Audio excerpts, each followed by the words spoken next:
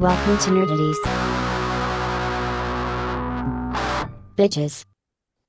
No topic too absurd. No statement too asinine. No question too interesting. That's right. It's a Nerdies interview show. It's been too friggin' long. Mike, I'm Justin. And I'm Joe. that's Joe. wow. Look at that energy. And our guest is a returning one, and we love returning guests because it means we probably don't suck at this, and we probably help them. And that's the point. Our guest this week again is Dr. Braxton Cosby. Braxton, how are you? I'm good, man. Thanks for having me on, guys. I appreciate it. Could you please, in however much time it takes, give us a breakdown of the news story Yasuke? Oh, you know what? I want to get Joe to say the name of the book. Please, Joe, say the name of the book for us. Yasuke. Was that accurate? I think however somebody says it is fine because I say Yasuke. It depends on how you. I was on a show where there was an Asian host and she was like Yasuke. I mean, it almost went like one syllable. I was like, oh, is that how I'm supposed to say it? So I don't know how it's supposed to be Okay. said. So it's all gravy to me. It's a reprieve, Joe. You got away easy. I was said really gonna Yasuke put you on the spot. yesterday. Yeah. I try not to go full like stereotype voice when I read Japanese names and stuff because I could absolutely like, "Ugh," but that sounds not cool. So it is the story of the first black samurai, and I, I'll do questions later because I got a handful about. But please break it down a bit for us. Yeah, so this story was interesting because I was just kind of scrolling the internet one day, and I wasn't even thinking about the next project I was gonna write. But I saw this image of this black guy in the samurai um, garb, and I'm like, man, that's interesting. I thought it was just a little image, so I kept it moving. And I'm a huge fan of Asian culture. Love the food, love the world, the dialect, everything that is about Asian. I'm just a fan of it. And I've loved the anime, the manga stuff. I'm just back in my day, I had a thing on TV every Sunday at 7 o'clock. Was called Samurai Sunday, and they'd have these great Japanese fighting shows, where people would like get hit 1,000 times and never die, those type of things. And so I was a huge fan of all of it. And so loved playing Shenmue as a kid on the Sega systems and things like that. So um, I kept scrolling, and another day came up, and now we got the algorithm, so he's popping up all the time. Mhm. And I saw another image where it was him and an Asian woman and then a child. And I'm like, okay, I got to do some research. What's going on? And then before you know it, I just kind of unraveled this story about this real historical figure who was the first black samurai named Yasuke. And so I started digging more, and as much as I found, I actually had more questions that needed to be answered.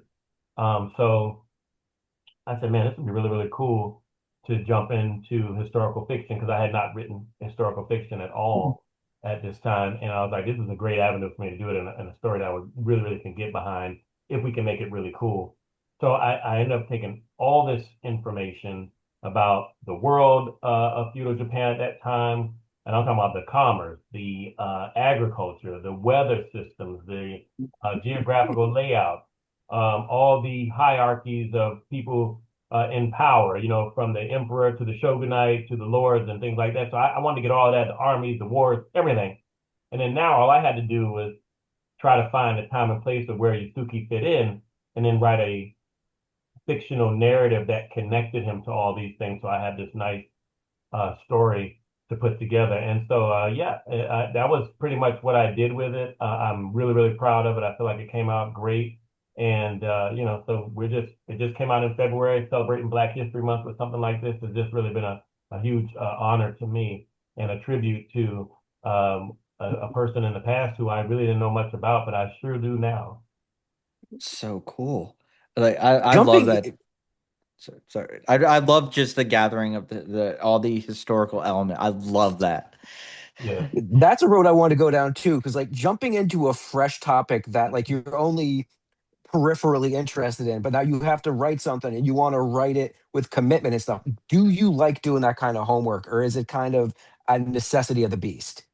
I mean, research is not a big thing of mine. I don't love doing research, but when you're trying to unearth truth, I think that just drives you. You know what I mean? So I just wanted to know more. So and the more, and because since I'm like I said, I'm already fascinated by Asian culture. To pull that information was like really really cool because what ended up happening is that the I talk about like obviously Yasuke is the main character, and I've got some of the side players, but another character that a lot of times I think is overlooked is the world itself.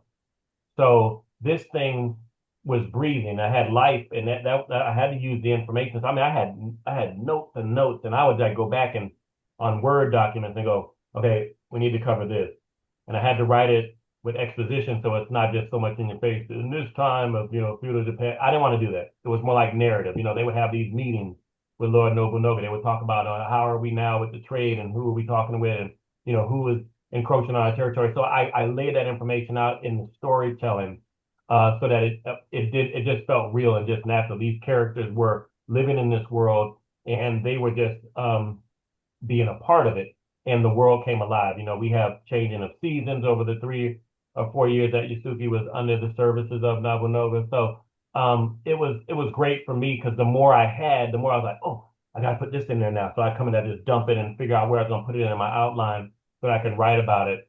And I challenge people who read the book to say, hey, this is something he made up versus what's real because it's gonna be hard to tell, in the way that it was written.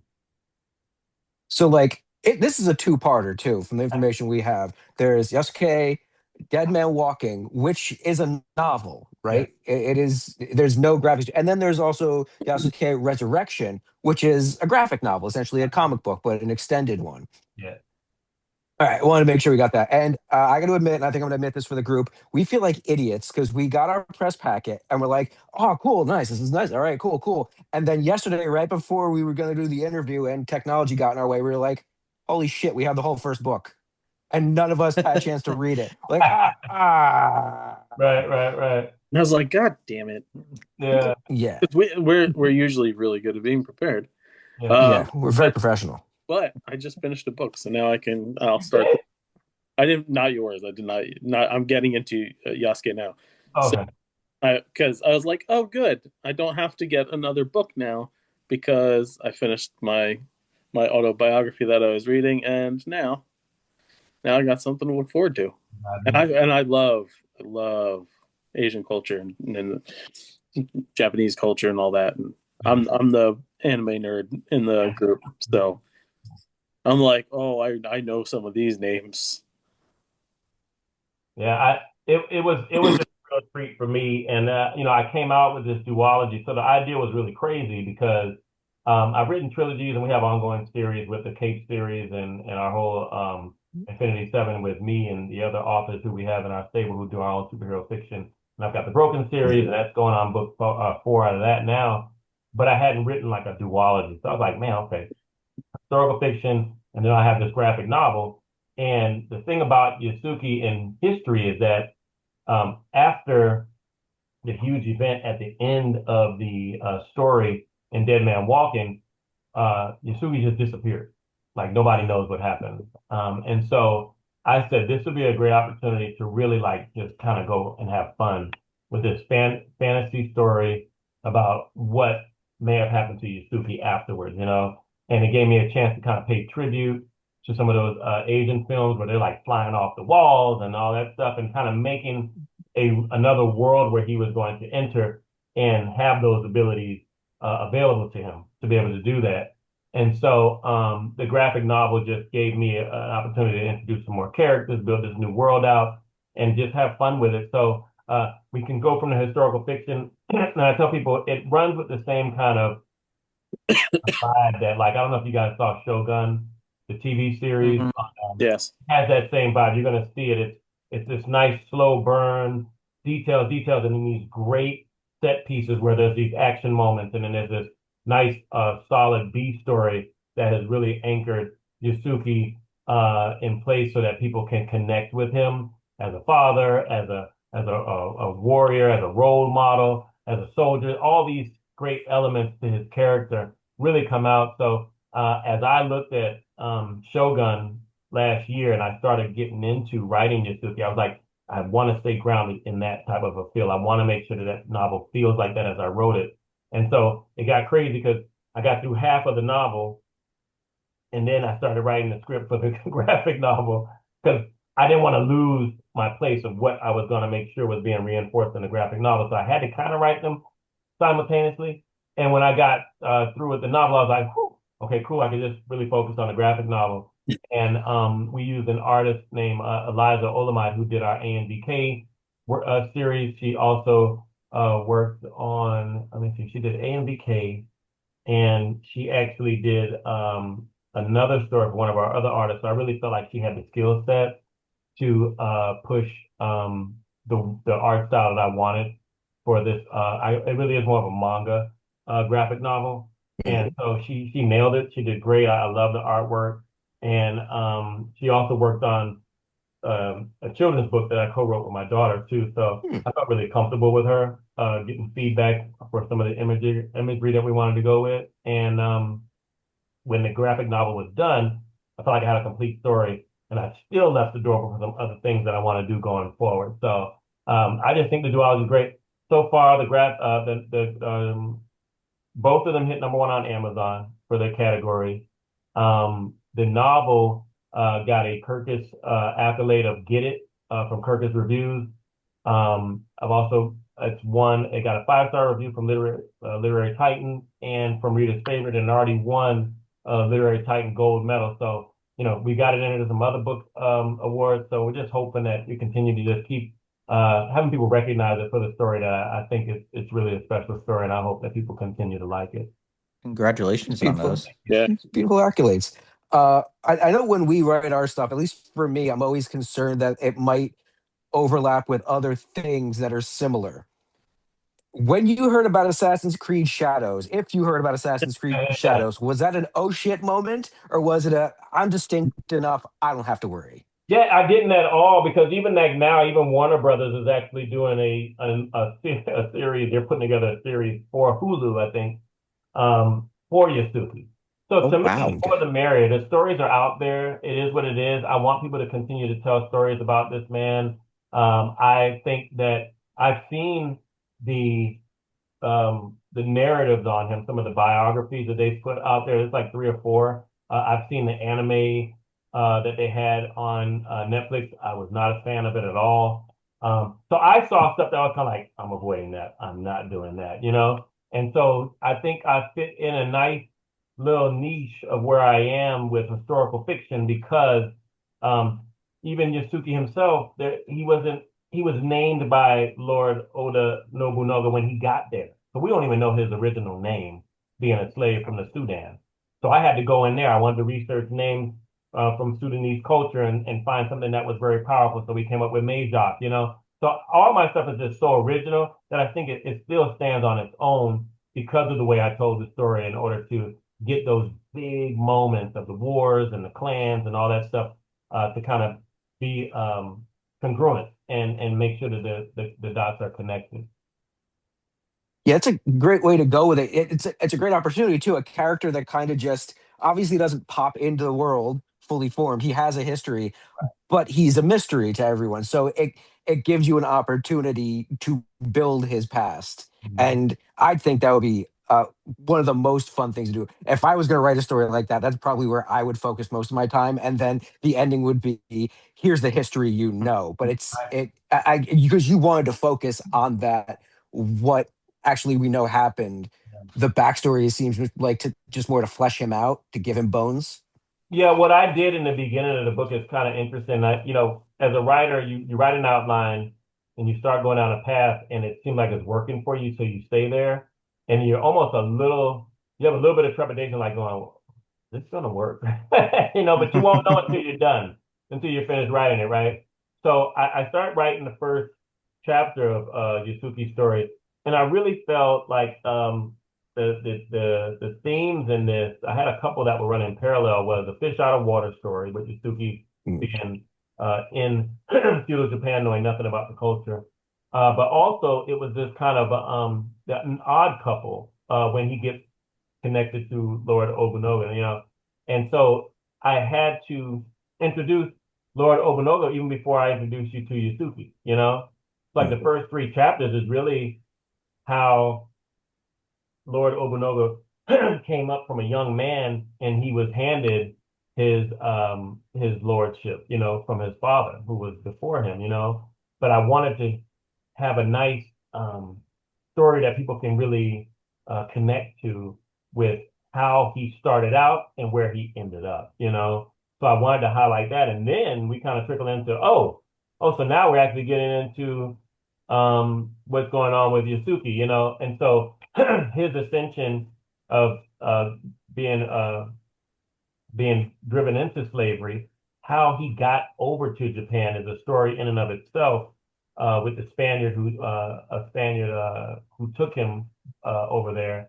And so all of this stuff is getting fleshed out almost simultaneously with these two storylines, and then they kind of both merge towards the middle of the book. And then how he gets to his rank, because obviously there's a lot of resistance, when you're a black man in Japan, much less you stand out, you can't hide. And then now you're talking about how does he become a samurai? Did he start fighting in the army? Why would they put him in there? So all these questions I kept asking and I kept answering in my narrative to try to make sure. And even the guy who reviewed it for Literary Titan said the points that I hit with Yasuki's story were so detailed that by the time and the conflict he went through to get to where he was, by the time you got through it and you see how he got it, it felt very earned. And that was my real desire, was to not be like, he picked up a sword one day and magically just sliced somebody and go, oh, you need to fight for us. I didn't want that. I wanted it to really be compelling. So I really pulled and I played with so many themes. I had like 4 or 5 different options to go with. And I finally settled in on the one I thought made the most sense. And so it was really, really cool how it came together. And my thing is always like, this is book 21 for me. And I know it sounds crazy, but I always want my latest to be my next favorite book. And so far I've been able to accomplish that. And Yasuke has done that too. It's a very, very special book. Yeah. Congratulations Joe? on that too, by the way. 21, that's awesome. Yeah, 21 since 2011 is kind of insane. So yeah. Yeah. Since you spent so much time building this world and basically just breathing going Japanese, when are you going to Japan? That is definitely on a bucket list. I've been to Singapore, I've been to Thailand, I've been to China, and my wife and I are like, you know what? We know we got to do Japan soon now. So we're planning a Philippines, Japan, because when you go on that side of the world, you got to do a couple of things, because you just can't fly just to go to one place. It's like 21 hours. It's absolutely insane. So we're like, look, when we do Japan, we're going to do Philippines where we're on that hemisphere. And so, I'm just gonna be geeked up, because I told my wife, I said, look, I just want to wake up one day, buy a robe, and just sit on some mountain, sipping some tea, watching the sunrise. That is like, I'll be so geeked out doing something like that in Japan. My one thing, my wife's been to Japan before, and I told her if we go, I want to experience a traditional sushi place. I love sushi, and I just want to go there, have the guy in front of you, and be like, okay, I picked this up today at the market. This is fresh. Here you go. This is this, and yeah, I want to just fully embrace it. Absolutely. My antisocial ass doesn't want to go to a city, as interesting as they are, as crazy as those intersections look, and those life experience. No, I just want to go out into the countryside. I want to be on a mountain next to a bonsai tree and find true balance. Like Yeah. I've been watching a lot of videos lately of people in the countryside doing their work that's been done for like thousands of years, using like mortar and pestle to make, like, you've probably seen those online, right? Where like they make the ink and they package it by hand. I just want to stare at a guy doing that all day long. I don't think I'd be a city guy. Do you want to do like the whole, like, run the train up and down? I do. When I go to places, I wanna experience like the ground level stuff. So I do. I want to walk the street. Japan to me and Manhattan are like identical twins. Just obviously they're a little bit more high tech than we are. But when you just want to walk the street, you want to hit the pavement, you want to just see and feel and experience the people.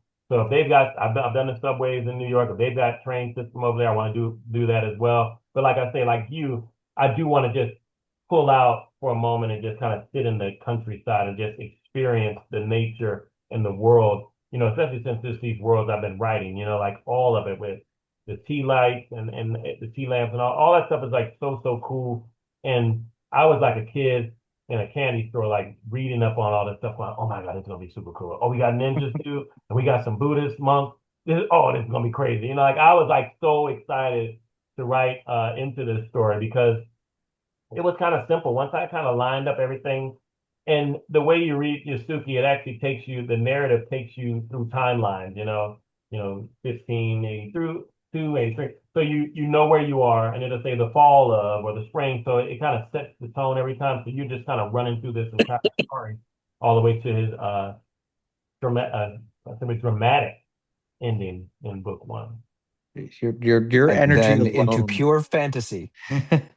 Your energy alone, just talking about it, makes me excited to read this. Oh, good. Yeah. Uh, I think you guys are gonna love it. I really do. And the graphic novel was fantastic too. A lot of great scenes in there too. And my thing is always like I came up as a movie head, so I looked at movies all the time. And like if you just had a bunch of explosions, I watched it. That was how I was Mm. when I was younger. As I've gotten more into writing, I really put more stress on character-driven narrative. So I really want you to connect to that character. How do I make you see something in that character that makes you go, oh, that's me? So I've realized now I've done such a good job of that. I thought my wife did that. I'm like, man, all my characters have a part of me, whether I want to tell the truth about it or not.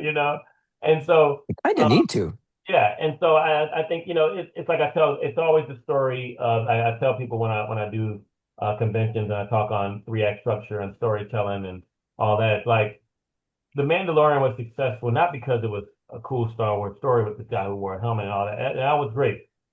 You had me anyway. I was gonna watch it regardless. But once they introduced Baby Yoda or Grogu, you, in some way, shape, or form, you connected to him because you understood how it was to either be a caregiver or to have somebody take care of you or to be a big brother or to be the little brother. Something you had that relationship with such a wide net that was cast. And then people just thought he was cute. So even some of the ladies who just wasn't in the Star Wars, like, oh, he's so cute. You just watched it, like they did that so seamlessly. And so, and he wasn't in the introduction. It was just all about Mando at first, and then he brought him in. So those types of elements are always a challenge to me as a writer because I can give you all the action stuff. I'm real cold with that. But I want to say, man, what's going to make Joe really latch on to this? How do I get into Joe's mind? You know what I mean? What do I think Michael might like about this kind of a character? What's the challenges and the pain of this character and the way I can bend him and break him and make Justin root for him, throughout his entire story. Those are the things that I really try to do now with my storytelling to really kind of give it life and make people excited to pick up even the next book after that because they've gone through this experience with me. Now that I you've think this. Oh, you got one. Okay. yeah, I did. Now that you've tackled a historical figure in this way, and I see the excitement, do we have plans for any other historical fiction? Man, you know what? That's a great question. I would have to find somebody because man, this one hit like so many levels for me because of my fascination with all of it. I even had a chance to really dig into African culture a little bit deeper too. So all of it was just so, exhilarating. I would have to find somebody who's done something in history this cool. I think because he was so mysterious and mythical to some levels that I was able to play around with it. Like, I know there's some other stuff like Harriet Tubman, vampire, demon slayer stuff. All that stuff is cool.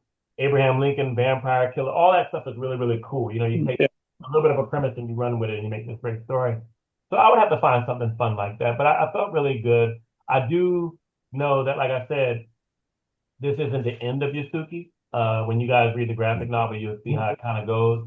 So I'm gonna just continue to play around in that world for a little bit. That's great. We definitely love having you on, and we definitely want to push people to like. You don't have a Kickstarter for it right now. Like we want to make sure people know what your intent. Like, what do you just want them to go to, like Amazon, check it out, maybe like Comixology, whatever it is, to check that out. We definitely want to let them know. But I think on top of that, I'd like to have you back just to nerd out. We want to sell stuff for you for sure, but you're definitely the kind of guy that we could take at least a half an hour to an hour and talk. Because based on that, I want to have like you drop Mandalorian in there, and I would love to go back and forth on the lone wolf and cub of it all for at least 5-10 minutes. Absolutely. Come on. Yeah, So yeah, anytime. and there's Absolutely reach out. But I mean, like you said, the stuff is out now. You can go to our website, www.cosbymediaproductions with an S.com.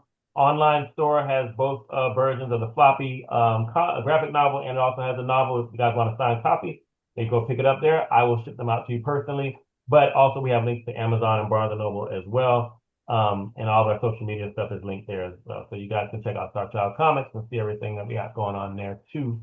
If they go to Instagram, it's Cosby Media Productions and it's Starchild_comics. But yeah, please, I'd love to come back on. Did you guys see the new trailer that dropped today for Mandalorian Grogu? Yes, we did. Let me ask the question. Let me ask the most meaningful question. Michael, how many times did you look at the trailer? I was at my 9 to 5. Joe shared it to us. Yeah. The guy I work with, I just turned it on after we were doing something, pointed it at him. We watched it, and then I put these in and watched it myself. And I'm gonna watch it again on my big TV. Yes.